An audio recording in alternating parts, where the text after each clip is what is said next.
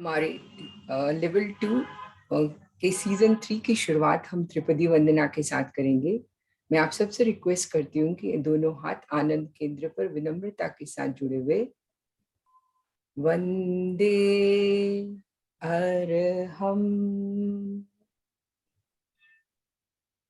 वंदे गुरुवरम, वंदे सत्यम।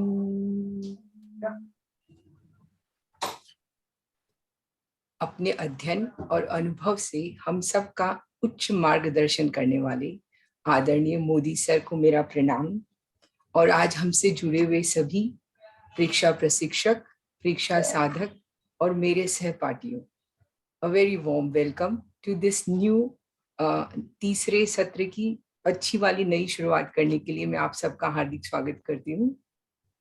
और जब भी हम कोई शुरुआत करें, अगर हम प्लानिंग के साथ करें, विद गाइडलाइंस करें, तो शायद वो जर्नी और स्मूथ हो जाती है। तो इसके लिए मैं इनवाइट करना चाहूंगी रेणु जी को। रेणु जी वेद सूरत से हमारे साथ जुड़े हैं for the guidelines of level 2। Over to you Renu ji. Thank you Sudha ji. मैं देख रही हूँ कई नए पार्टिसिपेंट्स मुझे दिख रहे हैं, तो उनके लिए विशेष तौर पे ये गाइडलाइंस है। उत्सुकता है उनमें कि कैसे तैयारी करेंगे लेवल 2 की। तो सबसे पहले यही बताना चाहूंगी कि लेवल 1 का पोर्शन आपका बहुत मिनिमम था, लेवल 2 का पोर्शन बहुत ह्यूज है। लेवल 2 में लेवल 1 प्लस अभी जो नया पोर्शन है दोनों होंगे और इन डिटेल में होंगे। पहले लेवल 1 में कायोत्सर्ग, अंतर यात्रा, दीक्षमास प्रेक्षा था और इतनी डिटेल में नहीं था। अभी एक एक चीज आपको डिटेल में रहेगी, प्लस संवृत्ति, श्वास प्रेक्षा, जो भी 8 मुख्य अंग है प्रेक्षा ध्यान के, वो सारे डिटेल में रहेंगे। प्रयोजन, प्रक्रिया, आध्यात्मिक आधार, वैज्ञानिक आधार व परिणाम। तो वो जैसे जैसे क्लास चलेगी और डिटेल में हम बताएंगे। इसके साथ आपको एनाटॉमी भी रहेगी और उसमें भी 6 सिस्टम आपको रहेंगे, ज्यादा डिटेल में नहीं बट बेसिक आना चाहिए, अलोंग विथ सेल चैप्टर। फिर दर्शन और प्रयोग बुक में से आपको कुछ ध्यान है वो कंठस्थ करने होंगे, जैसे हम गाइडलाइन शेयर करते हैं, पेजेस भी मेंशन है। इतना तो आपको बेसिक रहेगा ही, प्लस साथ में आपको ध्यान डेली करना है। ये सबसे इम्पोर्टेंट है, हमारा बेसिक चीज है कि आपको ध्यान कम से कम आधे घंटे का करना है। और अभी 1.5 महीने तक आपको संपूर्ण कायोत्सव का ध्यान करना है। और weekly attendance, Monday to Monday attendance आपको भेजनी है। इसके बारे में और आगे जानकारी दी जाएगी। तो ध्यान करना है, अटेंडेंस भेजना है, आसन का प्रैक्टिस नियमित करना है। उसके बाद प्रेजेंटेशन, लेवल 2 ट्रेनर के प्रेजेंटेशन स्किल्स भी देखे जाएंगे। तो थ्योरी भी इम्पोर्टेंट है, ध्यान भी करना है, प्रेजेंटेशंस भी हमें अच्छी तरह से करने हैं। तो ये तैयारी भी लेवल 2 ट्रेनर को करनी रहेगी। और इसके साथ कंठस्थ का पार्ट भी आप अभी से स्टार्ट कर दीजिए। नोट्स बनाना या पुराने वीडियो है वो देखेंगे। तो डे 1 से अगर हम स्टार्ट करेंगे तो एग्जाम तक हमारी तैयारी बहुत अच्छी हो जाएगी। इसमें लेवल 1 के जैसे नहीं कि आप लास्ट मतलब 1-2 महीना करेंगे और तैयार हो जाएंगे, नहीं। इसमें आपको बहुत अच्छे से तैयारी करनी पड़ेगी, कई महीने लगेंगे। तो ये बात का विशेष ध्यान करना, और ध्यान और आसन नियमित करना है, क्योंकि the best way of learning about anything is by doing. करने से ही हम सीखेंगे और ध्यान का अनुभव आएगा, तो वो एक अलग ही निखार लाएगा हमें एज ए लेवल 2 ट्रेनर। ओम अहम। Thank you so much Renu ji, हमको थोड़ा मोटिवेट करने के लिए, क्योंकि शुरुआत थोड़ी डिफिकल्ट होती है, but if you see the path it's always easy to walk, है ना। और हिस्ट्री रिपीट्स, है ना, ऐसे कहते हैं। तो आज हम परीक्षा ध्यान के इतिहास के बारे में जानेंगे, जिसके लिए हमारे साथ जुड़े हैं सूरत से नीलिमा जी पारिक, जो एक कह सकते हैं सच्चे साधक हैं।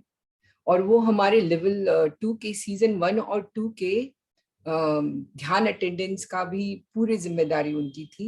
लेवल 2 की वर्किंग टीम के एक बहुत अहम सदस्य है, जो निस्वार्थ एंड ऑन टाइम अपनी सेवाएं देते हैं।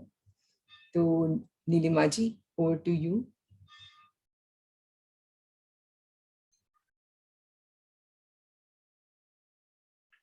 Thank you Sudha ji. ओम अरहम वंदे गुरुवरम, वंदे गुरुवरम, वंदे गुरुवरम। माननीय श्री मोदी सर एवं सभी प्रेक्षा प्रशिक्षक एवं सभी साधकों को मेरा सादर जय जितेंद्र। किसी भी संप्रदाय, किसी भी जाति, धर्म और संप्रदाय के भेदभाव के बिना व्यक्तित्व विकास एवं भाव परिवर्तन की सर्वांगीण ध्यान अभ्यास की एक पद्धति का नाम है प्रेक्षा ध्यान। जी हाँ, प्रेक्षा ध्यान। प्रेक्षा ध्यान आचार्य श्री महाप्रज्ञ जी की विश्व को अनुपम देन है। यह आप श्री की दीर्घकालीन साधना का ही परिणाम है। आज हम वर्तमान में रहते हुए अतीत का सफर करेंगे। हम जानेंगे कि प्रेक्षा ध्यान का इतिहास क्या है, उसका अभ्युदय कब हुआ और तुलसी महाप्रज्ञ गुरुद्वय की पीरल जोड़ी ने इसे सबके सामने कैसे प्रस्तुत किया। गुरुदेव श्री तुलसी को ध्यान के पुनरुद्धार की जरूरत क्यों लगी, इन विचारों का उन्होंने अपनी कृति तेरापंथ प्रबोध में बहुत सुंदर शैली में गुंफित किया है। आपने कहा, ध्यान धर्म रो प्राण बीज हो, पतो नहीं क्यों छूटे क्यों, अपनो रूप निहारे जिण में, जान के दर्पण टूटे क्यों, हो संता प्रेक्षा तिण परंपरा रो पुनरुद्धार हो, जन जीवन आधार हो, तेरा पंथ रा अधिदेवता। ध्यान और धर्म, हाँ, ध्यान और धर्म का बहुत गहरा संबंध है। बीते हुए इतिहास में नजर डाले तो भगवान ऋषभ के युग से लेकर भगवान महावीर तक एक विशिष्ट ध्यान साधना चली। भगवान ऋषभ के पुत्र बाहुबली ने पूरे 1 साल तक खड़े खड़े कायोत्सर्ग किया था। भरत चक्रवर्ती ने शीश महल में अपने आप की प्रेक्षा करते करते कैवल्य को प्राप्त किया था। भगवान पार्श्व की विशिष्ट साधना का भी बहुत व्यापक प्रभाव था। आपकी साधना से जैन, बौद्ध एवं नाथ संप्रदाय भी प्रभावित है। भगवान पार्श्व के बाद भगवान महावीर ने भी ध्यान की उत्कृष्ट साधना की। भगवान महावीर के निर्वाण के बाद भी लंबे समय तक ध्यान साधना चलती रही। हजारों वर्षों बाद एक ऐसा मोड़ आया, तब लगा कि जैन संप्रदाय में ध्यान साधना कुछ कमजोर पड़ी है। इसके बाद कई आचार्यों ने उसे आगे बढ़ाया, लेकिन इसका स्वरूप बदल गया था। ध्यान की जो मूल पद्धति थी वह छूट गई। धीरे धीरे यह ध्यान की पद्धति बहुत क्षीण होती गई। स्थिति ऐसी बनी कि लोग यह भी भूल गए कि हमारे यहाँ भी ध्यान की कोई पद्धति है। 1960 की बात है। एक दिन आचार्य श्री महाप्रज्ञ जी के मन में एक प्रश्न उठा कि जैन साधकों की पद्धति क्या है। उस समय आप मुनि नथमल जी थे। आपके मन में प्रश्न उठा और आपने उत्तर खोजना शुरू किया। आपको उत्तर 2 दिशाओं में से पाना था, एक आचार्य श्री तुलसी से, दूसरा आगम से। गुरुदेव ने आपका पथ दर्शन करते हुए कहा, आगम में से इसका उत्तर प्राप्त किया जाए। उस समय आगम संपादन का कार्य चल ही रहा था। आचार्य श्री महाप्रज्ञ जी उत्तराध्यान का संपादन कर रहे थे। उत्तराध्यान के एक अध्याय में ध्यान का लंबा प्रकरण जोड़ा गया। इस संदर्भ में आपने बहुत सारे ग्रंथों का पारायण किया। आपने सिर्फ श्वेतांबर ही नहीं, दिगंबर ग्रंथों को भी पढ़ा। 1962 की बात है। उदयपुर के पंचायती नहरे में रात्रि प्रतिक्रमण के पश्चात आचार्य श्री महाप्रज्ञ जी गुरुदेव श्री तुलसी के सन्निधि में बैठे हुए थे। प्रसंगवश आपने निवेदन किया कि गुरुदेव, ध्यान के लिए तो जैनों में बहुत कुछ लिखा गया है। तत्काल गुरुदेव ने कहा, हाँ, लेकिन अब छूट गया है, क्यों न इसके ऊपर अनुसंधान किया जाए। यही पवित्र क्षण और गुरु के मंगल वचन प्रेक्षा ध्यान के अभ्युदय का मंत्र बन गया। प्रेक्षा ध्यान के मंत्र दाता बने आचार्य श्री तुलसी एवं मुनि नथमल जी को तो सिर्फ कहने के ही देर थी। वहीं से बीज बोया गया, अंकुरित हुआ और तेजी से बढ़ने लगा। 1961 में गुरुदेव श्री तुलसी ने मनोनुशासन की रचना की। आपने पहले उसका अनुवाद किया था, फिर इसके ऊपर विस्तार से व्याख्या की, जिससे जैन साधना पद्धति के कुछ रहस्य उद्घाटित हुए। जैन साधना पद्धति के रहस्य उद्घाटित हुए। इसके बाद 1971 में गुरुदेव की सन्निधि में साधु साध्वियों की विशाल परिषद में जैन योग पर वक्तव्य हुए। इससे दृष्टिकोण और भी स्पष्ट हुआ। कुशल साधना के नाम से साधना के कुछ सूत्र निर्धारित किए गए। साधु साध्वियों ने उसमें भाग लिया और ध्यान की साधना शुरू की। ध्यान के क्षेत्र में यह साधना क्षेत्र में यह पहला कदम था। उसके बाद छोटे छोटे प्रयत्न चलते रहे। सर्दियों के समय में मर्यादा महोत्सव के समय प्रणिधान कक्ष का प्रयोग किया गया। 10 दिवसीय इस साधना क्षेत्र में बहुत बड़ी संख्या में साधु साध्वियों ने भाग लिया। इसके साथ साथ गृहस्थी भी जुड़े। इसमें जैन योग पर काफी चर्चाएं हुई और भाव क्रिया के भी विशेष प्रयोग करवाए गए। उसके बाद लाडनू में एक मासीय शिविर का आयोजन हुआ। फिर बस ऐसे प्रेक्षा ध्यान का बीज भीतर ही भीतर अपनी नींव को पक्का करता गया। न कोई नाम था, न कोई विज्ञापन था और न ही कोई विशेष प्रचार था। फिर भी शिविर होने लगे। 1971 से 1974 क्रमशः हिसार, चूरू, राजगढ़ एवं देश की राजधानी दिल्ली में 10-10 दिवसीय शिविर का आयोजन किया गया। इन शिविरों से ध्यान का एक पुष्ट वातावरण निर्मित हुआ।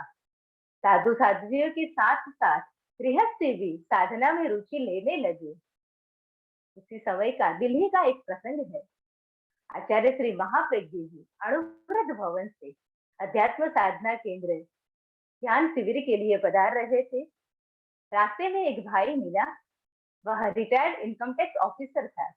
उसने वंदना की और गुरुदेव से पूछा, आप कहाँ जा रहे हैं? उन्हें बताया गया कि अध्यात्म साधना केंद्र में ध्यान साधना शिविर है, वहीं जा रहे हैं। उस भाई ने तत्काल पूछा, क्या जैनों में भी कोई ध्यान की पद्धति है? सबको बड़ा आश्चर्य हुआ। यह कैसी बात? यह व्यक्ति जो इतना पढ़ा लिखा है, इनकम टैक्स ऑफिसर है और ऊपर से जैन है। सबको बहुत आश्चर्य हुआ। इसके बाद 1975 में जयपुर में दोनों महापुरुषों ने चिंतन किया कि जब हमारी ध्यान साधना चल रही है, शिविर भी होने लगे हैं, तो अब इसका नामकरण कर देना चाहिए। इस चिंतन को क्रियान्वित किया गया। अभी इधर ही रुकना, रोड पे इस चिंतन को क्रियान्वित किया गया। जयपुर के ग्रीन हाउस के शीश महल में ध्यान के लिए आगम में 2 शब्द प्राप्त है, विपश्यना और प्रेक्षा। विपश्यना बौद्ध साधना पद्धति है, इसलिए आचार्य श्री महाप्रज्ञ जी ने प्रेक्षा शब्द का चुनाव किया और इस साधना पद्धति का नामकरण हुआ प्रेक्षा ध्यान साधना पद्धति। इस प्रेक्षा ध्यान पद्धति के मुख्य 8 अंग है, 4 सहायक अंग है और 4 विशिष्ट अंग है। प्रेक्षा ध्यान साधना पद्धति आचार्य श्री महाप्रज्ञ जी का एक ऐसा अवदान है जिसके माध्यम से हम शारीरिक, मानसिक और भावनात्मक तनाव से मुक्त होकर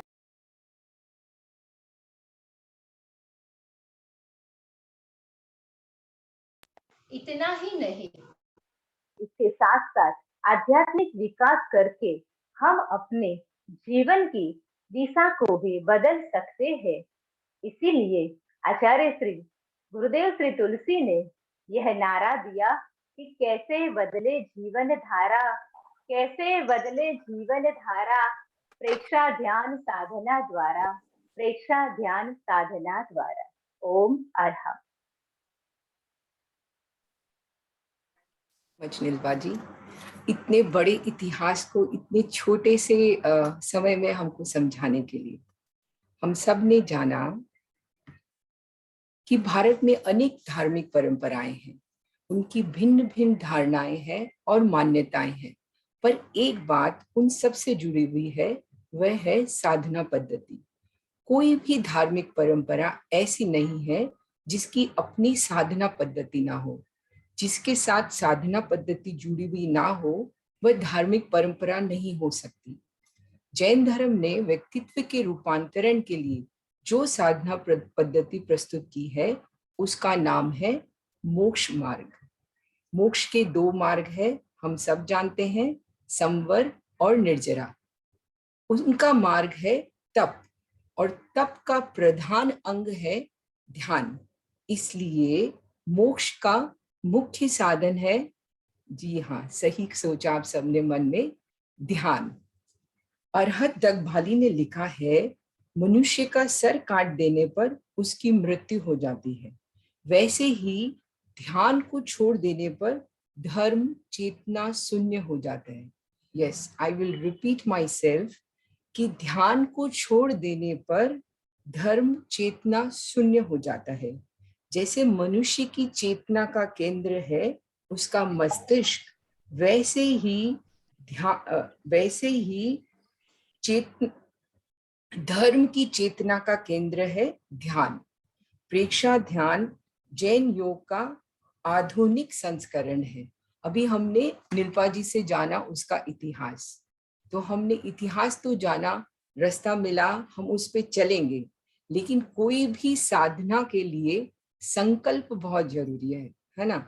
तो प्रेक्षा ध्यान की उपसंपदा, जिसको हम कह सकते हैं कि संकल्प साधना के लिए, तो उसके बारे में जानेंगे हम हमारे वरिष्ठ प्रेक्षा प्रशिक्षिका जो हमारे साथ जयपुर से जुड़े हैं, श्रीमती विजया जी छलानी। उनसे मैं आज बात कर रही थी to know more about her, कि मैं उनको कैसे अच्छे से जान पाऊं। तो उन्होंने बोला कि मैं उपासिका हूँ और मैंने साइंस ऑफ लिविंग में एम कॉम किया, राइट मैम? और आप जयपुर प्रेक्षा वाहिनी के राजस्थान के कोऑर्डिनेटर है प्रेक्षा वाहिनी के।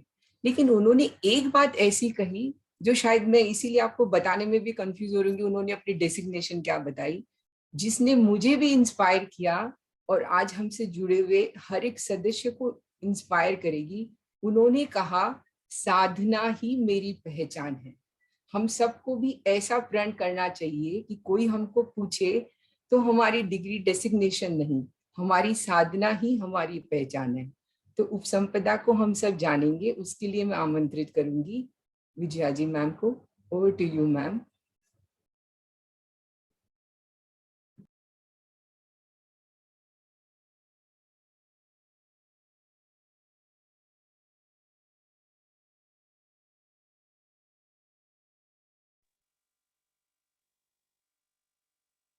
वंदे गुरुवरम, वंदे गुरुवरम, वंदे गुरुवरम।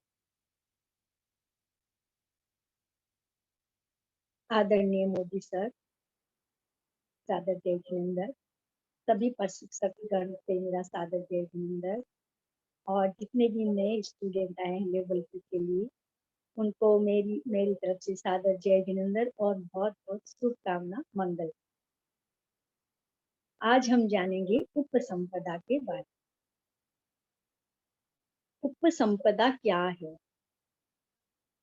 उपसंपदा हमारे आध्यात्म की संपदा है।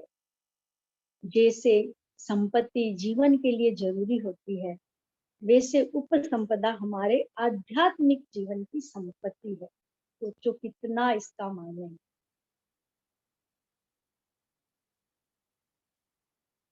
जब हम साधना शुरू करते हैं, साधना का संकल्प लेते हैं, दीक्षा ध्यान साधना के लिए व्यक्ति उपस्थित होता है, सबसे पहले ध्यान की दीक्षा लेता है।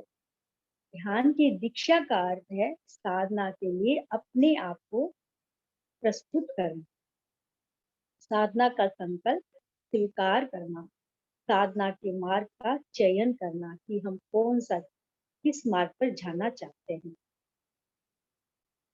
प्रेक्षा ध्यान की साधना करने वाला साधक इस संकल्प को स्वीकार करता है, दीक्षा स्वीकार करता है। इस सूत्र का उच्चारण करते हैं, अभूठियोमी आराहणाई। मैं प्रेक्षा ध्यान की साधना के लिए उपस्थित हुई हूँ। मग्गम व संपज्जामि। मैं आध्यात्म साधना का मार्ग स्वीकार करती हूँ। सम्मतम व संपज्जामि। मैं अंतः दर्शन की उपसंपदा स्वीकार करती हूँ। संयमम व संपज्जामि। मैं आध्यात्मिक अनुभव की उपसंपदा स्वीकार करती हूँ। ये प्रेक्षा ध्यान की उपसंपदा का सूत्र है। पहली बात है प्रेक्षा ध्यान के लिए मानसिक तैयारी। मन से आदमी तैयार होगा तो आगे बढ़ेगा। मन से मानसिक तैयारी। दूसरी बात है अगर तैयारी है तो कोई मार्ग चाहिए। मार्ग है अध्यात्म साधना का मार्ग। तीसरी बात है मार्ग सही होना चाहिए। मार्ग तो है लेकिन मार्ग अगर सही नहीं होगा तो हम गलत रास्ते चले जाएंगे। तो उसके लिए सही मार्ग में पहुंचने के लिए हमें लक्ष्य का निर्धारण करना, लक्ष्य कि कौन सी दिशा में हमें जाना है। लक्ष्य और मार्ग दोनों के साथ होने का मतलब है सही मार्ग। जाना है हम, जैसे अगर मार्ग सही नहीं है, लक्ष्य तो हमने बना लिया कि हमें जाना है कलकत्ता और हमने ट्रेन पकड़ ली साउथ की, चेन्नई की, तो हम गलत मार्ग पर चले जाएंगे। मार्ग सही होना चाहिए, लक्ष्य सही होना चाहिए। सही मार्ग है आध्यात्मिक चेतना का विकास। प्रेक्षा ध्यान का लक्ष्य है आध्यात्मिक चेतना का विकास, कि हम अपने आप को देखें। हम हमेशा बाहर ही बाहर देखते हैं, हम बाहर बहुत देखते हैं, अपने आप को नहीं देखते हैं। भीतर की दृष्टि से हम जाने हम क्या है, भीतर में देखें। ये अंतर्दर्शन का लक्ष्य है।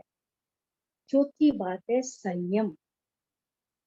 हमारा मानसिक मन बन गया कि हाँ हमें साधना में जाना है, मार्ग भी मिल गया कि हमें लक्ष्य मिल गया, सब मिल गया। अब हमारा क्या है संयम। अगर संयम नहीं है तो कुछ भी नहीं। जैसे गाड़ी का ब्रेक, आप लोग सब जानते हैं, दिशा मार्ग सही है, हम सही रास्ते जा रहे हैं, लेकिन उसका गाड़ी का ब्रेक ही अगर गलत हो तो विस्फोट हो सकता है।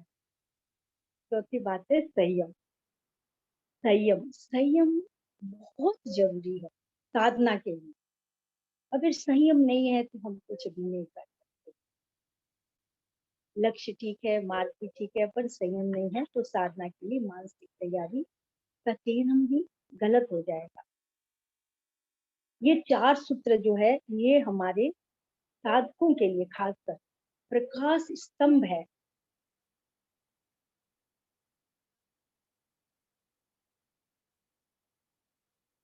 अब इसका ये तो होगी उपसंपदा। उपसंपदा की चर्या। चर्या क्या है? उपसंपदा की चर्या के 5 सूत्र है। भाव क्रिया, प्रतिक्रिया विरक्ति, मैत्री, मितहार और मितभाषण। भाव क्रिया वर्तमान की प्रेक्षा।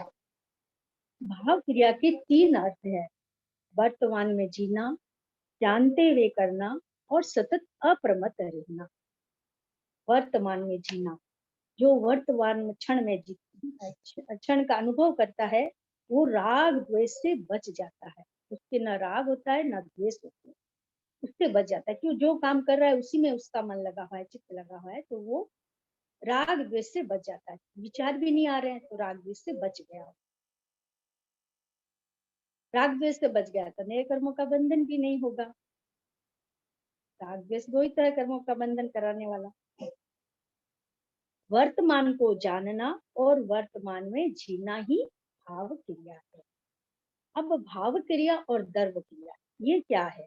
भाव क्रिया है जो काम हम करें उसी में हमारा चित्त साथ में चले, चित्त साथ में हो, वो है भाव क्रिया। और सिर्फ शरीर से जो काम होता है वो है दर्व क्रिया। तो हमें भाव क्रिया में जीना है। अब भाव क्रिया है क्या? भाव क्रिया है प्राणवान क्रिया। भाव क्रिया का मतलब है प्राणवान क्रिया। दर्व क्रिया का मतलब है निष्प्राण क्रिया। प्राण भरती है चेतना। जिस क्रिया या प्रवृत्ति के साथ चेतना जुड़ गई वो क्रिया प्राणवान बन गई। जो क्रिया करें चेतना उसके साथ नहीं जुड़ी तो वो दर्व क्रिया हो गई।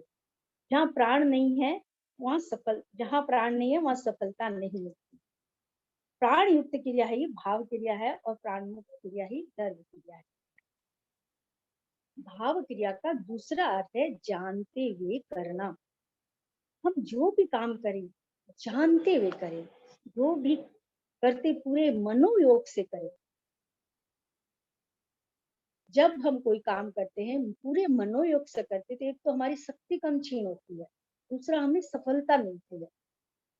जैसे अगर हम पढ़ाई भी करते हैं मन से करें, मनोयोग से करें, साथ में चित्त भी रहे, तो हम एक बार दो बार पढ़ने से हमें याद हो जाता है। और नहीं तो हम हमारा मनोयोग से हम नहीं पढ़े 4 5 10 बार रीडिंग भी कर लेंगे तो हमें कुछ भी याद नहीं होता। ऐसे ही आहार करते हैं, खाना खाते हैं, तो हम पूरा हमारा मन जो है जानते हुए करें कि हम खाना खा रहे हैं, चबा रहे हैं, नीचे जा रहा है, जहाँ तक हमारी अ, अ, चलित जो हम ये है अपना, उसमें हमारा मन रहे कि खाना चबा रहे हैं, खाना नीचे जा रहा है, उसका रस पाचक हो रहा है। और जितना भी हम उसमें तो हमारा क्या आहार भी आहार योग बन जाए। चले तो जानते हुए चले, हमारी चेतना जागृत हो।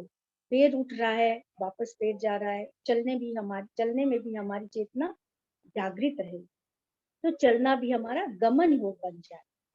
वैसे ही विवेक पूर्ण बोलने में भी हमारा विवेक हो, पूरा संयम पूर्वक बोले, एकदम विवेक पूर्वक बोले तो चेतना के साथ बोले, ध्यान के बोलना भी ध्यान बन जाए। भाव क्रिया का तीसरा अर्थ है सतत अप्रमत्त रहना, मतलब जागरूक रहना। साधक को अपने ध्येय के प्रति सतत अप्रमत्त और जागरूक रहना चाहिए। हमारा ध्येय क्या है? पहला ध्येय चित्त की निर्मलता। चित्त को हम निर्मल बनाएं। प्रश्न होता है कैसे बनाएं, चित्त को निर्मल कैसे बनाएं? ये निरंतर अभ्यास से संभव है। ध्यान का दूसरा ध्येय है सुप्त शक्तियों को जगाना। हमारे भीतर बहुत शक्तियां भरी पड़ी है, अनंत शक्तियां है, उसे हमें जगाना है। हमारा ध्यान साधना में दो ध्येय है, इसके प्रति सतत जागरूक रहना भाव क्रिया है। अब है काल प्रतिबद्ध ध्यान। काल प्रतिबद्ध ध्यान माने हम समय का, जैसे दिन में हम 1 घंटा 2 घंटा, एक बार 2 बार 3 बार ध्यान कर लिया, ये हो गया काल प्रतिबद्ध। और भाव क्रिया जो है, जो दिन में 2 3 बार नहीं, वो क्या है? ऐसा ध्यान है भाव क्रिया जो हमारा 24 घंटे चलता रहता है। जैसे आहार है, आहार कवल आहार जो है वो क्या है, हम दिन में 2 3 बार कर लेते हैं, लेकिन रोम आहार हमारा 24 घंटा चलता रहता है। अगर रोम आहार थोड़ी देर के लिए बंद हो जाए तो आदमी जिंदा नहीं रह सकता। इसी प्रकार भाव क्रिया जो है हमारी 24 घंटे चलने वाली क्रिया है। अब दुख और चंचलता, जो चंचल ज्यादा होता है वो दुख ज्यादा भोगता है, जो भाव क्रिया करना नहीं जानता वो ज्यादा दुख भोगता है। प्रयत्न करने से मन, हम सोचते हैं कि मन को कंट्रोल में रखें, वो प्रयत्न करने से और चंचल होता है। सब बोलते हैं मन चंचल है, मन चंचल नहीं है। मन कभी भी चंचल नहीं होता है। जैसे फूल है, फूल में सुगंध है, क्या सुगंध अपने आप बाहर जाएगी? नहीं। जैसे हवा का उसको सहयोग मिला और चारों तरफ सुगंध फैल जाएगी। वैसे ही मन को राग के रथ पर जब चढ़ जाता है तो वो चंचल हो जाता है। तो उसे हमें रोकना है, एकाग्र करना है ध्यान के द्वारा। जब मन एकाग्र होगा, जैसे जैसे एकाग्रता बढ़ती है वैसे वैसे निर्मलता बढ़ती है, और जैसे जैसे निर्मलता बढ़ती है हमारा चित्त शुद्ध होता चला जाता है। अब इसका दूसरा उपसंपदा का दूसरा सूत्र है प्रतिक्रिया विधि। साधक क्रिया करे, प्रतिक्रिया नहीं करे। प्रतिक्रिया का मतलब है रिएक्ट करना। जैसे किसी ने कुछ कह दिया, गुस्सा में आ गया, ईंट का जवाब पत्थर से देता है। ईंट का जवाब पत्थर से नहीं, साधक को ईंट का जवाब फूल से देना चाहिए। थोड़े क्षण के लिए रुक के देखो कि मैं ये गुस्सा कर रहा हूँ, प्रतिक्रिया कर रहा हूँ, इससे क्या लाभ होता है, क्या फायदा होता है। अगर तुरंत हम प्रतिक्रिया बोल के नहीं करें तो उसका उसका भी हमें बहुत अच्छा रिजल्ट आता है। तुरंत बोल के अगर किसी को हम बोल देते हैं तो उसका रिजल्ट तुरंत, वो रिएक्ट करेगा, फिर रिएक्ट होगा तो और बढ़ता जाएगा आगे से आगे। तो अगर कोई बोल भी दिया तो हमें तुरंत प्रतिक्रिया नहीं करनी चाहिए, शांत रहना चाहिए। और जिसका कसाय जो है, प्रतिक्रिया का मतलब है किसी के हाथ की कठपुतली बन जाना। जो कोई खिलाता है आपको, खिलौना बन जाना। कुछ कह दिया, हम गुस्सा हो गए, ऐसा नहीं होना चाहिए। हमें अपना स्वतंत्र रहना चाहिए, जो हम चाहते हैं हमें स्वतंत्र जैसे रहेंगे हम, कि कोई कुछ कह दिया कोई फर्क नहीं, कह दिया तो कह दिया। ये साधना के लिए बहुत जरूरी है, और जो साधना करेंगे वो प्रतिक्रिया धीरे धीरे धीरे धीरे उनकी कम होती चली। कोई व्यक्ति भोजन करने बैठा, किसी ने बोल दिया कैसे खा रहे हो, ठीक से नहीं खा रहे हो, कितना नीचे गिर रहा है, गुस्सा आ गया। क्या गुस्सा करना जरूरी था? नहीं, गुस्सा करना कोई जरूरी नहीं था। उस टाइम आदमी शांत हो जाए, तुरंत रिएक्ट नहीं करे, तो प्रतिक्रिया नहीं होगी, तो अपने आप शांति बने। प्रतिक्रिया उपसमता के दो सूत्र हैं, जैसे प्रतिक्रिया और मैत्री, ये दोनों जुड़े हुए हैं। यदि क्रिया की प्रतिक्रिया उत्तेजना से हुई है तो उसका परिणाम होगा शत्रुता, और प्रतिक्रिया, यदि प्रतिक्रिया शांति के साथ हुई है तो उसका परिणाम होगा मित्रता। जिस प्रतिक्रिया में कषाय प्रबल है वो शत्रुता का कारण बनेगी, जिस क्रिया में कषाय उपशांत है वो मित्रता का कारण बनेगी। आंतरिक कारण कि प्रतिक्रिया आ कहां से रही है, भीतर से, भीतर से आ रही है। कारण क्या है, इस पर हमें ध्यान देना होगा। भीतर से यदि हमारा चित्त कसाय से भरा पड़ा है तो भीतर से हमारा जैसा कसाय है तो क्या है, उसका प्रभाव भीतर से बहुत तेज आएगा, बहुत उसका आने का बहुत जल्दी से। जैसे कोई प्रतिक्रिया किया, रिएक्ट कर दिया तुरंत, तो आगे से आगे प्रतिक्रिया बढ़ती चली जाएगी। तो हमें प्रतिक्रिया की निष्पत्ति की ओर ध्यान देना है कि हमारी निष्पत्ति कैसे हो, हमारा चित्त कसाय से भरा नहीं हो और हमारा भीतर कैसा हो। उपाध्याय विनय विजय जी ने बहुत सुंदर लिखा है कि तुम्हारा कोई, किसी ने कुछ बिगाड़ दिया, आगे बढ़ने से रोक दिया, कुछ भी हो गया, प्रतिक्रिया होनी स्वाभाविक है, किंतु थोड़ी देर के लिए रुके, चिंतन करें, क्या उसे बेर लेना मेरे लिए ठीक है, उसको दुश्मन मानना ठीक है। चिंतन करेंगे तो हमारी कोई भी ज्ञान चेतना जो है, हमारी ज्ञान चेतना जो है वो जागृत होगी। क्यों मैं इससे दुश्मनी लूं, इससे दुश्मनी लूंगा, मेरे कर्मों का बंधन होगा, क्या फायदा। ऐसे सोचते ही हमारा प्रतिक्रिया विरति जो है अपने आप आ जाए धीरे धीरे। प्रतिक्रिया विरति का एक महत्वपूर्ण चिंतन भी है, भगवती सूत्र में आया है, जिसमें प्रतिक्रिया विरति का बहुत अच्छा महत्व बताया है। जैसे गौतम ने भगवान महावीर के सामने अपनी जिज्ञासा रखी, बनते जीव माता पिता भाई बंधु सगे संबंधी के रूप में उत्पन्न होते हैं। महावीर ने उत्तर दिया, हाँ हाँ गौतम। गौतम ने फिर पूछा, भगवान वो अनेक बार होता है, अनंत बार? भगवान महावीर ने कहा, अनेक बार भी होता है, अनंत बार भी होता है। इसका अर्थ है सारा संसार एक कुटुंब है, हमारा परिवार है, एक दूसरे से जुड़ा हुआ है। हम इस सच्चाई को समझे कि हम अकेले भी हैं और नहीं भी है। अध्यात्म साधना का अर्थ है कि हम इस सच्चाई को जब समझ लेंगे तो ये प्रतिक्रिया विरक्ति का दर्शन जो है ये हमें समझ में आ जाएगा। अध्यात्म साधना का अर्थ है प्रतिक्रिया से बचना। साधक क्रिया करे, प्रतिक्रिया नहीं करे, प्रतिक्रिया विरक्ति का जीवन में। उपसंपदा का तीसरा सूत्र है मैत्री। प्रतिक्रिया विरति और मैत्री में गहरा संबंध।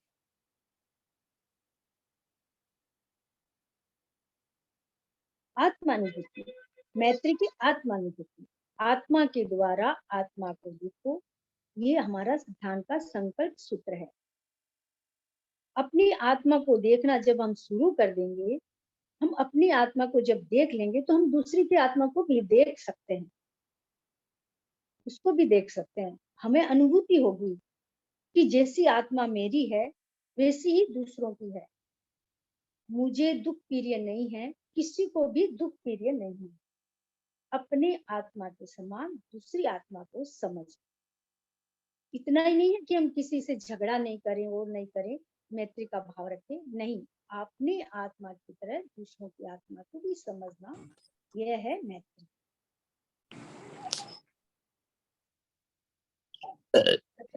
इसके साथ ध्यान का एक परिवार भी है। ध्यान का परिवार क्या है? हम प्रतिक्रिया से मुक्त रहने का अभ्यास करें, मैत्री का विकास करें, इससे प्रेक्षया ध्यान की साधना में बहुत बड़ा सहयोग मिलता है। लेकिन पूरा ध्यान अकेला रहता है। बहुत लोग कहते हैं, बहुत लोग बोलते हैं कि हमने ध्यान किया लेकिन कोई रिजल्ट नहीं आया। रिजल्ट कैसे आएगा? वो ध्यान के परिवार को साथ में नहीं रखता है। ध्यान का परिवार क्या है? यही जो अपने सूत्र हैं।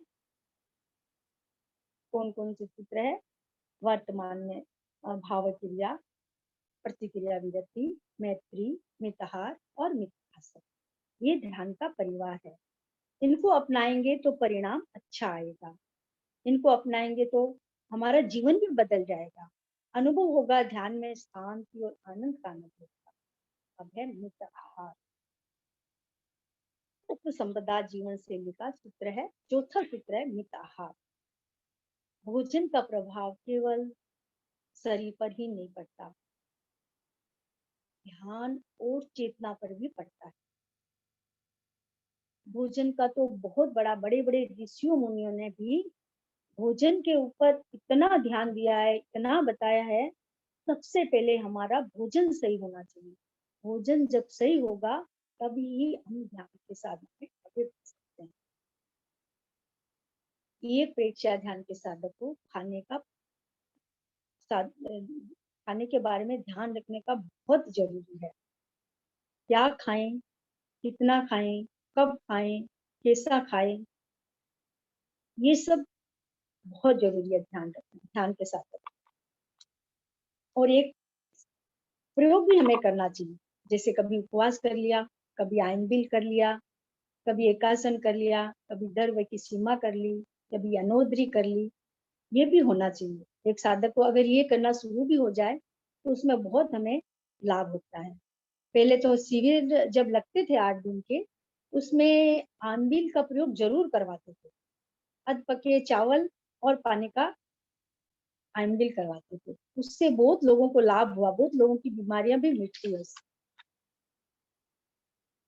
एक है आदमी अनावश्यक बहुत खाता है, इतना खाता है जो पच नहीं पाता, पाचन रस पूरा मिलता नहीं है, पच नहीं पाता, और फिर क्या, उससे सड़ान पैदा होती है, सड़ान पैदा होती है, भोजन पच नहीं पाता, मल आंतों में चिपक जाता है, और जिससे सारा नाड़ी तंत्र जो है दूषित हो जाता है, जिससे मन और विचार भी दूषित होगा, और चेतना पर आवरण आता चला जाता। तो हमें हमारे आचार्य श्री महाप्रज्ञ जी कहते थे, खाना महत्वपूर्ण नहीं है, उससे ज्यादा महत्वपूर्ण है हमारा उदर की सफाई हो, उदर साफ रहे। जितना उदर साफ रहेगा, ध्यान में अच्छा मन लगेगा। प्रसन्नता से भोजन करना चाहिए, जब भी भोजन करें प्रसन्नता से करें। भोजन करने के बाद शरीर हल्का लगे, मन प्रसन्न रहे, तो सोचना चाहिए कि हमारा भोजन जो है स्वास्थ्यप्रद है। अगर भोजन करने के बाद आलस्य आए, नींद आए, भारीपन लगे, शरीर में दर्द हो, तो भोजन, इसका मतलब भोजन सही नहीं। जब भूख लगे तब भी खाए, हल्का भोजन खाए। ध्यान का साधक अगर रात को हल्का, ऐसे तो पूरा हल्का ही लेना चाहिए, जैसे हमारा शिविर वगैरह लगते हैं तो रात का भी भोजन हमारा बहुत हल्का होता है। रात का भोजन अगर हम हल्का लेते हैं तो हमारा ध्यान में बहुत अच्छा मन लगता है। फिर क्या, खाना भी अच्छा नहीं लगता, ध्यान इतना अच्छा होता है, नहीं, अपने आप संयम हो जाता है खाने का, बहुत अच्छा लगता है। तो एक साधक को परिमित भोजन करना चाहिए, आज की भाषा में पौष्टिक भोजन करना चाहिए। जब हम साधक साधना में उतरेंगे ना, तो हमें कचौड़ी पकौड़ी खाना अच्छा नहीं लगेगा, जब वो मन ही नहीं करेगा खाने का, वो नहीं खाएंगे हम, तो हमारा ध्यान अच्छा लगेगा, तो वो उसमें ज्यादा आनंद आएगा, तो हमारा खाने का संयम अपने आप होगा। अच्छा, एक और है, जब ये जो अपना ब्रह्म केंद्र है ना, मेरा जैसा ये अपना अनुभव है, अगर ब्रह्म स्टार्टिंग में ब्रह्म केंद्र पर जो जीभ का अग्रभाग है, उस पर ध्यान करने से हमारी रसेंद्रिय पर कंट्रोल होता है, फिर खाने की इतनी लोलुपता नहीं रहती, और ध्यान में उतरने के बाद तो रहती ही नहीं। मित भाषण, मौन, उपसंपदा का 5वां सूत्र है मित भाषण, यानी मौन। बोलना तो जरूरी है, जन संपर्क के लिए, एक दूसरे से बात करने के लिए बोलना बहुत जरूरी है, इसके बिना हम किसी से संपर्क भी नहीं कर पाते। लेकिन कम बोलना, एक साधक को कम बोलना चाहिए, धीरे बोलना चाहिए, अनावश्यक नहीं बोलना चाहिए, जरूरत होने पर ही सीमित बोलना, मीठा और मधुर बोलना चाहिए। जरूरत अगर नहीं हो तो बिल्कुल नहीं बोलना। जिस व्यक्ति ने कम बोलना शुरू कर दिया, उसने जीवन की गहराई को समझना शुरू कर दिया। जो जीवन की ध्यान की गहराई में चले जाते हैं, उनका अपने आप मौन हो जाता है, कम बोलना शुरू हो जाता है। उनका मतलब, उनका जो कम बोलता है उनका मूल्य भी बहुत होता है। जैसे हमारा श्री बहुत कम बोलते हैं, वैसे ही बीरबल भी बहुत कम बोलते थे। जब तक बीरबल नहीं बोलता तो बादशाह को संतोष भी नहीं होता था। दो साधक मिलते हैं, दो साधक मिलते हैं, 2 घंटे आमने सामने बैठे रहते हैं, दोनों नहीं बोलते, मौन, एकदम मौन रहते हैं, दोनों आपस में समझ गए, ये है मौन।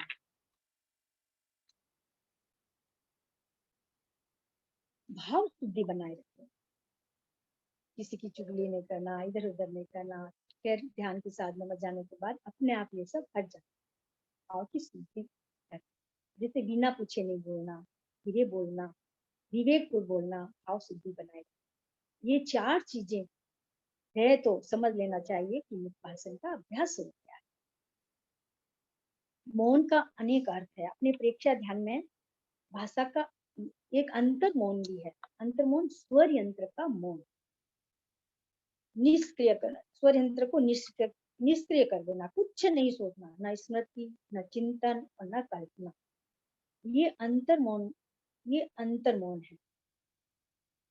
हमें लक्ष्य तक पहुंचना है तो अंतर मौन करना पड़ेगा। और मौन इसको पराकाष्ठा मौन भी कहते हैं, अंतर मौन। जैसे कायस्थ करवाते हैं तो हम स्वर यंत्र का मौन करवाते हैं, स्वर यंत्र को एकदम शिथिल कर, तो स्वर यंत्र का मौन भी बहुत जरूरी है साधना में आगे बढ़ने, ये सबके लिए भी जरूरी है। प्रेक्षया ध्यान की साधना में इन सब सूत्रों का अभ्यास जरूरी है, सिर्फ ध्यान का ही नहीं, सूत्रों का अभ्यास भी। जिसने जीने का तरीका सीख लिया, जो जीने का तरीका सीख लेता है वो जीवन को पूरा समझ लेता है।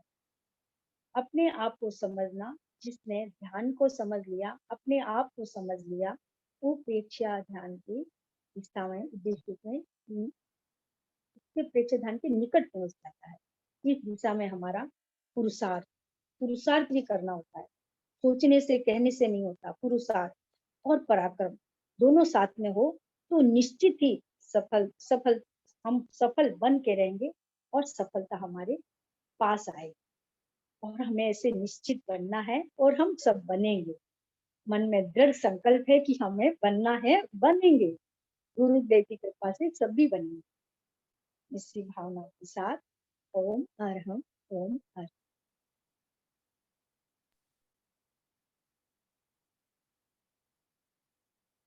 मित भोजन मित भाषिता मैत्री का आधार, प्रतिक्रिया से शून्य हो क्रिया स्वयं निर्भर, सदा साधना में रहे, सदा साधना में रहे, भाव क्रिया उदार, पांचों ही ये सूत्र है, पांचों ही ये सूत्र है, सच्चे पहरेदार।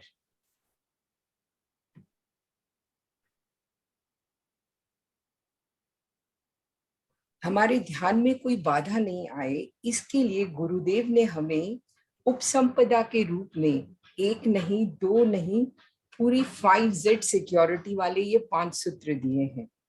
और प्रेक्षा ध्यान की उपसंपदा और इन 5 सूत्रों की इतनी सुंदर व्याख्या करने के लिए बहुत बहुत आभार मैम आपका। Vijaya ji ma'am, thank you so much. इतने सिंपल, सहज, मतलब आप कह रहे थे मौन, आप बोल रहे थे, फिर भी लग रहा था आप लिमिटेड, जितना जरूरत है शायद उतना में समझ जाना चाहिए, उतना ही आप बोल रहे थे। Thank you so so much.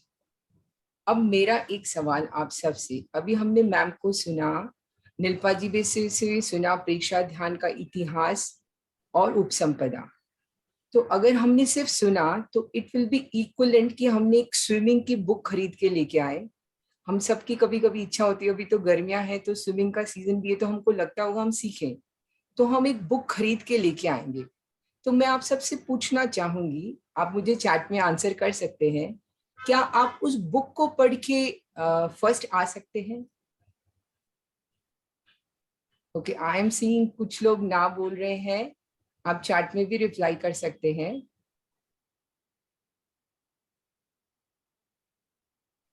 Okay,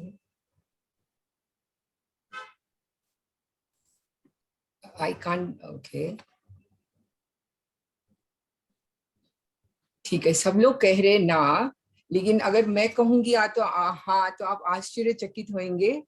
okay, Sangeeta जी कह रहे विदाउट प्रैक्टिस नॉट पॉसिबल, ठीक है, लेकिन इसमें मेरा थोड़ा सा ट्विस्ट है। आप फर्स्ट आ सकते हो स्विमिंग के, अगर आपको कहीं ऐसे लिखना होगा, निबंध लिखना होगा स्विमिंग पे, तो आप निश्चित फर्स्ट आ सकते हो। अभी हमने मैम को सुना, हम सुन सुन के कहीं प्रेक्षा ध्यान के ऊपर बोलना हो, लिखना हो, शायद हम मैम के जितना अच्छा नहीं, लेकिन अच्छा परफॉर्म कर सकते हैं। लेकिन सबसे जरूरी है प्रैक्टिस, अनुभव। मतलब हमको ध्यान को सिर्फ सुनना जानना नहीं है, प्रैक्टिस, हाँ, practice makes a man perfect and a woman also. हम सबको परफेक्ट होने के लिए क्या करना पड़ेगा? अभ्यास। तो आप सब अपने ध्यान के अभ्यास में निरंतरता रखें और नियमित रूप से करते रहें।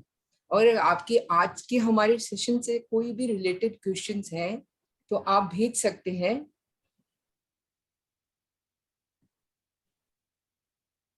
तो मैम, सर आपके पास कोई सवाल आए हुए हैं, जिज्ञासाएं कुछ? रेणु जी, मैम सर के पास कुछ ऑलरेडी आए हुए हैं कुछ क्वेश्चंस? नहीं, मुझे कुछ कहना है। यदि क्वेश्चंस आए तो पहले क्वेश्चंस ले लें, नहीं तो फिर मैं अपनी बात। एक डिम्पल जी जैन का आया है, आपने जो बताया 5 लाइंस वापस रिपीट करें प्लीज। ये क्वेश्चन किसके लिए है? विजया जी मैम के लिए। कौन सा? डिम्पल जी आप क्लियर नहीं है, आप बताएंगे आप क्या पूछना चाह रहे हैं? अच्छा ओके, मितहार मित भाषण मतलब 5 पॉइंट्स पे जो बताया। मैं आपको अनम्यूट करती हूँ, आप अपना क्वेश्चन पूछ लें please. Raise your hand, I will unmute you.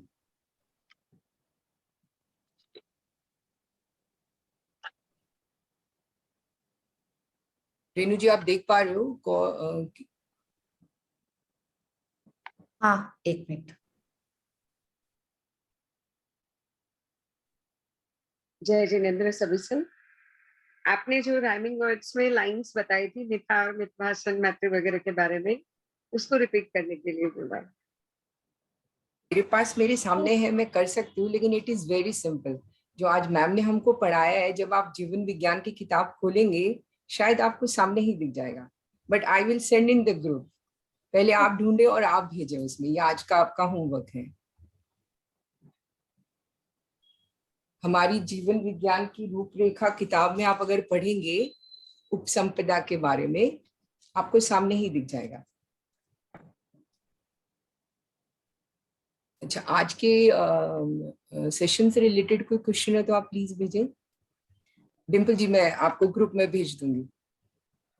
Vinita ji है एक, विनीता जी, उनको अनम्यूट करते हैं।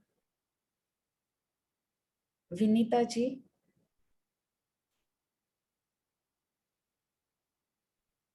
जिनेन्द्र सभी से हेलो। हाँ जी, आवाज आ रही है विनीता जी। हाँ, मेरी एक जिज्ञासा है। प्रतिक्रिया विरति के संबंध में एक एग्जाम्पल है कि अगर किसी का व्यवहार मुझे इंसल्टिंग लगे या उनका बात करने का तरीका हमें पसंद नहीं है और हमने उनके फोन नंबर को ब्लॉक कर दिया, तो ये सही नहीं है। तो अगर हम ब्लॉक नहीं करें तो इसका क्या माने समाधान हो सकता है ब्लॉक करने के बजाय? कौन जवाब सर देंगे? कौन देंगे? किसके लिए प्रश्न? आप ही के लिए है, क्योंकि आपने उपसंपदा के बारे में बताया, तो पहले आपको जवाब मेरा देना है। तो देखिए, मेरा तो ऐसा है, मैं तो ऐसा अगर हो ना, मैं रिएक्ट करूंगी ही नहीं। आप भी धीरे धीरे ऐसा ही करिए। ब्लॉक क्यों करते हो? कुछ करना है बोलना, आप सुनो मत, देखो मत, मोबाइल में कुछ भी मत करो, रिएक्ट ही मत करो कुछ। ठीक है, कह रहे कहने दो, कितने दिन कहेंगे वो। आप अपना समता भाव में रहिए। आखिर तो सामने वाला भी सोचेगा, मैं इतना कुछ कह रहा हूँ और कर रहा हूँ, वो जवाब ही नहीं दे रहे हैं, बात ही नहीं कर रहे। अगर जवाब भी देते तो हंस के दे दीजिए, मुस्कुरा करके दे दीजिए, कोई बात नहीं। मेरा तो यही सोचना है, फिर सर जैसा कहे आप ऐसा करके देखो। मेरी जगह अगर मैं तो होती तो ऐसा ही करती, कोई बात नहीं। ऐसा ही करते हैं, लेकिन कभी कभी शायद प्रतिक्रिया में ब्लॉक कर दिया नंबर, फिर आज अचानक लगा कि नहीं ब्लॉक नहीं करना चाहिए, फिर अनब्लॉक किया, तो फिर लगा कि तो फिर इसका समाधान क्या है, यही सवाल था। ठीक है, यही समाधान है कभी। हाँ, सामने वाले भी सोचेगा, देखो कुछ कह ही नहीं रहा है, कितनी बार कहेगा वो। आप शांति से समता से रहेंगे। अगर कुछ कहना है तो शांति से मुस्कुरा करके कह दीजिए, फिर अपने आप ही वो ठीक हो जाएगा। सामने वाला, हमारे चलते सामने वाला भी ठीक हो जाता है। बहुत बार ऐसे भी होता है, आप ऐसा करके देखिए। अब मैं अपनी बात रख देता हूँ। वंदे गुरुवरम, वंदे गुरुवरम, वंदे गुरुवरम। अब लेवल 2 का ये नया बैच शुरू हुआ है, तो इसमें थोड़ा सा इस बार परीक्षा में कुछ नई बातें ऐड की है, तो थोड़ा ध्यान देने लायक है सबके लिए। इस बार जब भी, क्योंकि अब अनलॉक हो चुका है, तो संभवतः अब 23 में लाडनू में लेवल 2 शिविर लग सकता है। तो इसमें केवल 30 स्टूडेंट्स को एडमिशन मिलेगा केवल। अब हमारे लेवल 2 पास आउट जिन्होंने लेवल 2 देना है वो स्टूडेंट तो ज्यादा है, तो इसलिए 30 स्टूडेंट्स की तैयारी अच्छे से हो सकती है। तो करीब 30, ठीक है, 2-3 का इधर उधर रिलैक्सेशन हो सकता है। और उनका एक प्री टेस्ट भी, एक ओरल प्री टेस्ट भी होगा एडमिशन से पहले, ताकि जिनकी तैयारी अच्छे से उन्हीं को एडमिशन मिले, ताकि रिजल्ट 80-90% भी रहे और जो पहले से तैयार हैं उनको तैयारी करने में और ज्यादा समय नहीं लगे, और जो वहाँ 8 दिन विशेष रूप से सिखाया जा सकता है वो सिखाया जा सके। तो इसलिए सभी स्टूडेंट्स को तैयारी बहुत अच्छे से करनी है। ऐसा नहीं सोचे साल भर तो बिल्कुल शांत रहेंगे और बिल्कुल लाडनू में जाके तैयारी करेंगे, वैसा संभव नहीं। लेवल 1 में ऐसा था, लेकिन लेवल 2 के लिए नहीं है ऐसा। तो जिनको भी लेवल 2 अगले साल देना है उनको अभी से तैयारी करनी। मान के चलिए कि आपको याद करने का कोई भी काम बाकी नहीं रखना है, आपको थ्योरी पढ़ने का कोई काम बाकी नहीं रखना। वहां केवल उसका डिस्कशन होना चाहिए। आपको थ्योरी में जो भी जितने से ज्यादा क्वेश्चंस पूछिए, डिस्कशन करिए, तो वो काम वहां पर होगा। और साधना करेंगे 8 दिन तक वहां रहकर, लेवल 2 के हिसाब से साधना हो। तो तैयारी थ्योरेटिकल और याद करने वाला काम सब लोग कर कर आएंगे। और इसके साथ में एक प्रोजेक्ट भी दिया जाएगा। इस बार भी दिया गया था लेवल 2 को। इस बार तो 5-5 के ग्रुप बनाकर 6 प्रोजेक्ट दिए गए थे। तो 6 विषयों पर उनको एक अपना प्रेजेंटेशन तैयार करना था। तो मे बी आपको 2-3 महीने पहले बता दिया जाएगा। तो आपको पावर पॉइंट प्रेजेंटेशन भी जो भी लेवल 2 के स्टूडेंट आएंगे बना के लेकर आएंगे, और उनका फिर समय देखते हुए उनका वहां पर प्रेजेंटेशन वहां पर उनको प्रस्तुत करना पड़ेगा। तो ये भी उनको 2-3 महीने पहले प्रोजेक्ट दे देंगे, तो 2-3 महीने पहले तैयारी करके आएंगे, प्रोजेक्ट का तैयारी करके आएंगे। इसके अलावा एक अपनी डायरी मेंटेन करनी है सबको, वो डायरी भी वहां पर लेकर आना। डायरी में कुछ बातें चेक होगी वहां पर उनकी। एक तो उन्होंने लेवल 2 में कितना अटेंडेंस किया है, जितने भी लेक्चर हुए हैं। तो लेवल 2 की जो टीम है वो अटेंडेंस उनकी नोट भी कर रही होगी। तो वो नो अटेंडेंस देखी जाएगी कि उन्होंने अटेंडेंस दी है या नहीं की है या नहीं की। अटेंडेंस, जूम की अटेंडेंस प्लस उनकी ध्यान की अटेंडेंस कितनी है, ध्यान उन्होंने कितना किया है। इसके अलावा जो डायरी आप लोगों को मान के चलिए कि इस महीने से मेंटेन करनी है, उसमें 8-10 बिंदु है। वो बिंदु मैं आपको बताता हूँ। 5 तो उपसंपदा के बिंदु, 5 उपसंपदा के बिंदु, भाव क्रिया, प्रतिक्रिया, विरति, मैत्री, मिताहार, मितभाषण। इसमें आपकी क्या प्रोग्रेस है। आप डेली 5 मिनट रात को लगाएंगे। तो ये 5 बिंदु पर आपको अपना एनालिसिस करना है कि 5 बिंदु में कितनी प्रोग्रेस हो रही है डेली। छठा बिंदु आप रख सकते हैं कषाय का, मतलब क्रोध, मान, माया, लोभ। इसका आप चाहे वीकली एनालिसिस भी कर सकते हैं कि भाई मेरी कषाय की स्थिति ध्यान साधना से कम है। एक परसेंटेज के माध्यम से आप उसको डायरी में अपने नंबर दे सकते हैं। फिर योगासन किया या नहीं किया, कितने मिनट किया डेली, ध्यान कितना मिनट किया, ये आप अपनी डायरी में डेली मेंटेन करें। श्वास की गिनती मेंटेन कर ले, हफ्ते में एक बार कम से कम, वीकली। कषाय और श्वास की गिनती वीकली मेंटेन करें कि भाई आज आपकी श्वास की संख्या 15 है, तो साल भर में वो 9-10 तक तो आना ही चाहिए कम से कम। सामान्य श्वास, बिना प्रयास के श्वास की संख्या घट जाए। क्योंकि जो व्यक्ति ध्यान का अभ्यास करता है, योगासन का अभ्यास करता है, प्राणायाम करता है, उसकी संख्या घटती है, हर दृष्टि से घटती है। तो श्वास की संख्या भी नोट करें। तो इससे आपका क्या होगा, आपका सेल्फ एनालिसिस डेली होता रहेगा। और वो डायरी आपको लाडनू में लेंगे तो वो भी आपके प्रैक्टिकल के मार्क्स में देखी जाएगी कि आपने साल भर तक अपना क्या ध्यान रखा है, कितना किया है, क्या नहीं किया है, तो वो आपका वहां रहेगा। इसके अलावा आसन के अभ्यास में आपको हर आसन आपका 1 मिनट मिनिमम लगने का अभ्यास होना चाहिए। जैसे आपको पश्चिमोत्तानासन करना है, अब आपने पश्चिमोत्तानासन मुश्किल से 2 सेकंड लगाया और छोड़ दिया, ये आसन सिद्ध नहीं हुआ आपका। सर्वांगासन आपने मुश्किल से टेढ़ा मेढ़ा शरीर करते हुए उठाया और आपने छोड़ दिया, ये नहीं होना चाहिए। आपका आसन 1 मिनट तक स्थिर रहना चाहिए मिनिमम, हो सके तो 3 मिनट तक स्थिर रहे। तो लेवल 2 के स्टूडेंट्स को अब पहले थोड़ा सा जब लेवल 2 के ज्यादा हमारे पास ट्रेनर्स नहीं थे तो इतना ज्यादा टाइट करके नहीं निकले थे, लेकिन अब जिनको भी लेवल 2 करना है ना, देखिए इसमें क्या है, जितना जितना एग्जाम कठिन होता है ना, उतना निखार आता है। एग्जाम सरल होता तो निखार नहीं आता है। आपको यदि किसी को आईआईटी में एडमिशन लेना है तो उसको आईआईटी के एडमिशन के लिए बहुत अच्छी तैयारी करता है, आईआईटी में एडमिशन लेता है, फिर आईआईटी से जब निकल कर आता है तो उसकी क्या वैल्यू होती है। तो अब आपको भी लेवल 2 की तैयारी में अपने आप को निखारना है।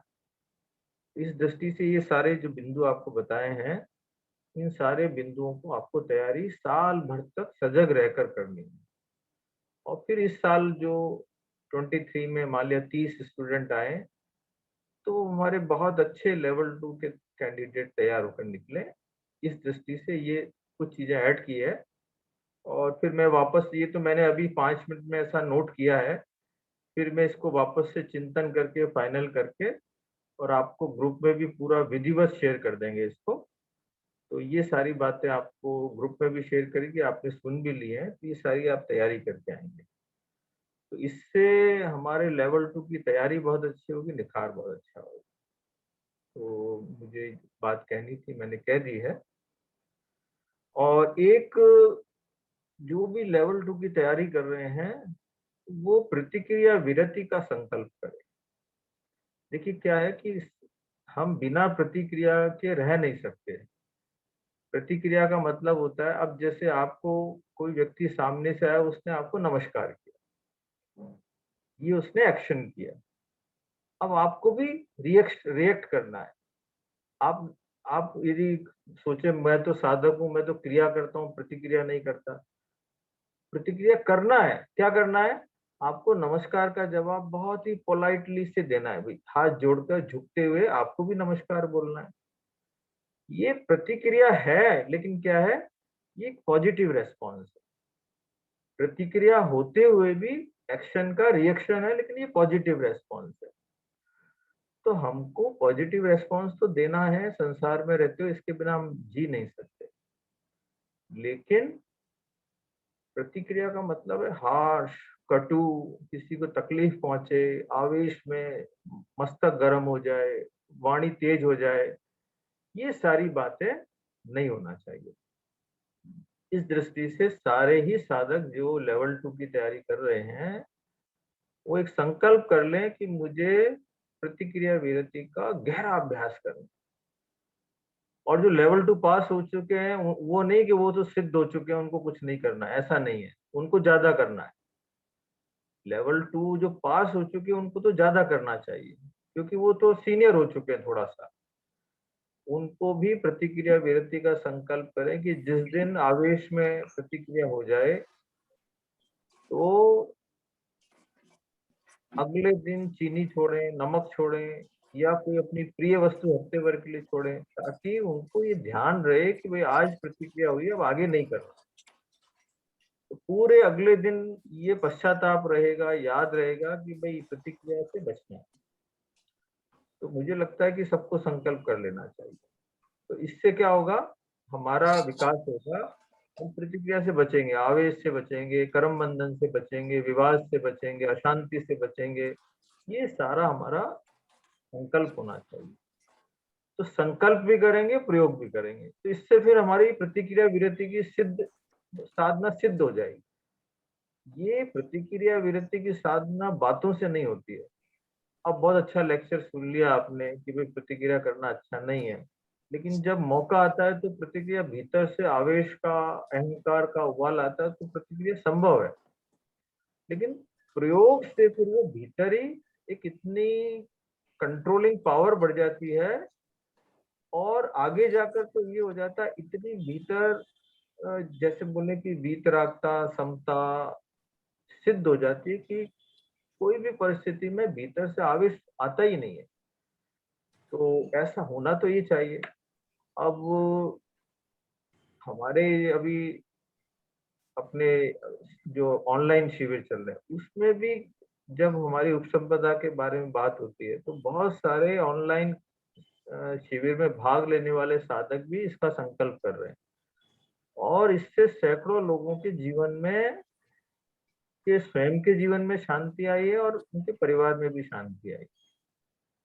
और कई लोगों ने संकल्प किया है, छोटा सा भी यदि कोई प्रतिक्रिया करते हैं तो वो अगले दिन कुछ ना कुछ छोड़कर प्रायश्चित करते हैं। इससे उनके जीवन में बहुत सकारात्मक परिवर्तन आया। और ट्रेनर्स के लिए तो ये सब लोग, और ये राइटिंग में आपको सब आपके ग्रुप में शेयर कर दिया जाएगा। इसी के साथ मैं अपनी बात संपन्न करता हूँ और मुझे लगता है यदि कुछ सूचना देनी है तो आप दे दीजिए, नहीं तो फिर संपन्न करते हैं आज। सर खाली एक सविता जी का आया है कि how to make chart please share. How to make chart please share मतलब वो जो आपने चार्ट बनाने के लिए बोला है, डायरी मेंटेन करना है कि भाई आपने 5 उपसंपदा, 5 के नाम लिख लीजिए। आप उसमें भाव क्रिया, आप दिन भर में भाव क्रिया मतलब 10% आपने भाव क्रिया का उपयोग किया, 24 घंटे में कितने समय आप भाव क्रिया में रहे। प्रतिक्रिया विरति, कितने % दिन का आपने भाव प्रतिक्रिया विरति से का रहे। तो उस दृष्टि से आप अपना मेंटेन करते रहे डेली। तो आपको खुद को मालूम पड़ेगा कि आज मई 22 में मेरी स्थिति ये थी, जून में ये थी, जुलाई में ये थी। तो ये आपका फिर इससे आपको मालूम पड़ता रहेगा और सच्चाई से करना है, क्योंकि अपने को किसी को दिखाना तो है नहीं, हम अपने स्वयं के विकास के लिए वो डायरी मेंटेन करें। तो उस दृष्टि से सारे बिंदु, ध्यान कितने समय किया, योगासन कितना किया, ये सारा मेंटेन, आप श्वास की गिनती, कषाय की स्थिति, ये सारा मेंटेन करते हैं। वैसे तो प्रतिक्रिया विरति में आ जाएगा कषाय, एक स्पेशल पॉइंट के रूप में मेंटेन कर सकते हैं। नीलम जी का ये लास्ट कर दीजिए, फिर क्वेश्चन होगा तो अगली बार में लेंगे।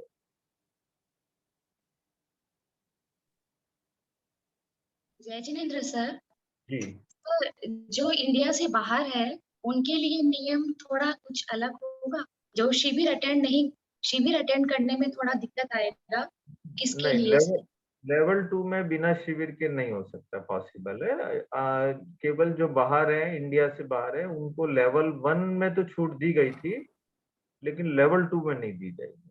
लेवल 2 में तो उनको इंडिया आना पड़ेगा, जब भी आएंगे। हर साल लगता है, ये करीब मार्च में लगता है, तो उनको इंडिया आकर ही देना पड़ेगा। लेवल 2 में बिना शिविर के पॉसिबल। इसी के साथ में आज का क्रम यही संपन्न करते हैं। परीक्षा प्रणेता आचार्य श्री महाप्रज्ञ जी के प्रति कृतज्ञता, परीक्षा अनुशास्ता आचार्य श्री महासमण जी के प्रति, और इस लोक में जितने भी आचार्य हैं, गुरु हैं, जो भी वीतरागता का मार्ग बता रहे हैं, कल्याण का मार्ग बता रहे हैं, उन सब गुरुओं के प्रति भी कृतज्ञता। कृतज्ञोस्मि, हम सब पूज्य गुरुदेव के प्रति आभारी हैं। कृतज्ञोस्मि, हम सब पूज्य गुरुदेव के प्रति आभारी हैं। कृतज्ञोस्मि, हम सब पूज्य गुरुदेव के प्रति आभारी। योस्मी सर, हम सब आपके बहुत बहुत आभारी हैं। और आज के इस फ्रूटफुल सेशन के बाद मैं आप सबसे यही कहूंगी कि स्वस्थ रहें, सहज रहें और सजग रहें अपनी क्रिया के प्रति भी और प्रतिक्रिया के प्रति भी। तो चलिए अगले मंडे फिर मिलेंगे एक नए टॉपिक के साथ। तब तक ओम अरहम।